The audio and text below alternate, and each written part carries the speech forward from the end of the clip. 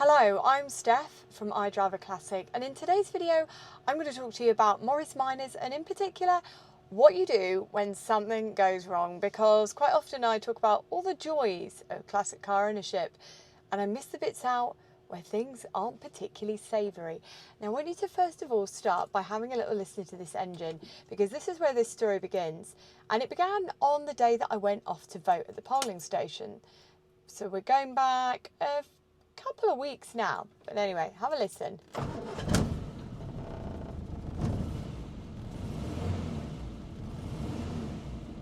Well, that sounds healthy, doesn't it? And I'll tell you what happened. I went down to get some petrol on my way to vote. I was already running late. Things were chaotic. I'd forgotten my ID. I had to use an old passport. I was running late. I was hungry. And I stopped at this 2-bit petrol station, chucked a load of petrol in and carried on driving. And then almost immediately, the car started running on 3. And I thought, is that a coil? Because my coil under the bonnet is one of the newer Lucas ones. And I thought, is it a coil? I need it to be a coil. I can't have any more expenses. And it was not a coil. It absolutely was not. And I'm going to tell you how I worked out what was going on. So the first thing I did was I swapped the aforementioned coil, because new coils are rubbish and I always keep one on my parcel shelf, which will probably write me off if I ever have an accident. It'll probably fly out and hit me on the head, but it's always down there.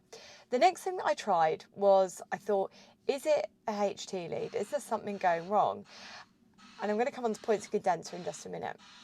So I took each HT lead off to see if it got worse or better, and it quickly became apparent that it was something to do with cylinder number 3. And I thought, is this a burnt valve? Please don't be a burnt valve. But I thought, no, I'm going to keep trying. So anyway, at this point, I didn't really do this in any particular order. I then took the distributor cap off, cleaned it up, had a look inside, and I'm on electronic ignition. So I checked that there was a spark and everything was right. And there was a spark, everything was there. So I took the spark plugs out and they looked grotty, really, really grotty. And I thought, things aren't good. I really didn't know what to do next because I didn't have a compression tester at home. I actually don't know where my compression tester is, which really sums up how life has been this summer. And I pulled in a work perk because I work at a classic car garage during the week. I do 3 days as the business and marketing manager, and it's for a classic car garage, which only means one thing. People actually know what they're doing and they're going to be of some support. I went down to work and I kind of distracted the guys and I said, please, can I get some help? And Paul came outside and he compression tested it and he looked up and he said to me, Steph, this is not good. And what I heard was, Steph, this might be fixable, but it wasn't fixable. My friends at home, it was very not immediately fixable. And I said, what do we do, Paul? And he said, you already know that this engine is tired. The compression is next to nothing on this cylinder, points at number 3. And I was like, okay. And it wasn't a head gasket. And you can always tell if it's a head gasket, by the way, or you can usually get a good feel on it. Your early read on it is that if your heater goes cold when you're driving, you've either run out of water or your head gasket's gone. It's a really early indicator. If that ever happens, pull over and stop.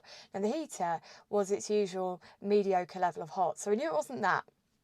And then I checked the radiator cap and I checked inside the cap on the, my goodness, what's called the rocker cover.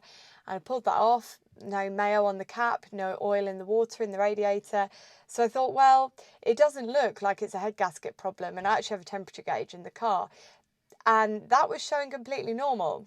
So it was obviously just the engine yet again. And the thing is the engine has been getting more and more tired. It's already a low compression. It's been getting a little bit more sluggish. It's been burning more and more oil.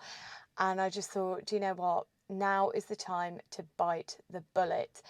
And I knew it was going to be a pretty hefty bullet. And I didn't realise quite how bad the situation was with engines at the moment.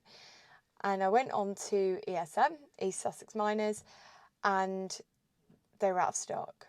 And I did a bit of digging and I found out who supplies them, and we rang them, and they too were not able to pull me a ready-made engine off the shelf, or certainly not for well under £2,500. And I thought, I use this car all the time. What am I going to do? Well, of course, I have a really good relationship, and I didn't even think of them at first because, I didn't, which is really bad, but I didn't think of the MGOC Spares team straight away, and I should have, because I buy pretty much all my stuff off there, unless it's a Morris Minor specific part that isn't really used in anything else. And I rang Chris at MGOC Spares and I said, look, Chris, the situation is not good. This is what I'm faced with. What can you do? And I expected him to come back and say, Steph, it's going to be X amount of months. And he came back to me and said, I've sorted it.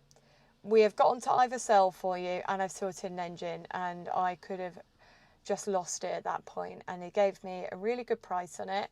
And I got a little bit of money knocked off because I work with MGOC Spares on a regular basis. But the price is still very, very competitive. So when I was speaking to somebody else who bought one on retail, it was still cheaper than all the other competitors. So if you are looking for a new A-Series engine, give MGOC Spares a call. Now back to the task at hand. You might see that I'm in an old jumper. Well, it's not particularly old, but I've also got my overalls on as well. Now this only means one thing.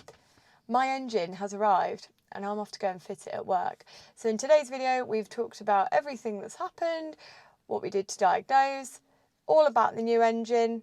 And now I'm going to say goodbye to you because me and my 3 cylinders are going to drive to work, and we're going to meet you in the next video where we fit the new engine with the help of Paul and Ed from Adorestoration in Halifax, my work colleagues, trusted professionals in the classic car scene, and just all round good eggs that are giving me their afternoon and their evening to help get this in. So come on, let's go.